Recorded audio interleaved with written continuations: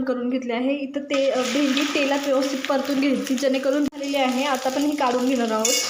परतून झाल्यावर कांदा परतून घ्यायचा। आपण कढई पनीरला जसं चौकोनी कांदा परतून ट्रान्सपरंट करेपर्यंतच परतायचा आहे। कांदा गुलाबी झाला आहे आणि आपण तो काढून घेणार आहोत। मोहरी, त्याच्यानंतर तीळ आणि ओवा टाकला आहे। त्याचप्रमाणे तुम्ही मेथीची दाणे पण टाकते। तोपर्यंत चॅनलला पटकन सबस्क्राईब करा। व्यवस्थित बसल्यावर कांदा परतून घ्यायचा, मोठी मिरची ही ॲड, टमॅटो ॲड करून घ्यायचे, दोन्ही हलवायचं, झाकून मऊ शिजवून घ्यायचे। आपल्याला मीठ टाकून त्या टायमाला आपण 2 चमचे दही ॲड करणार आहोत।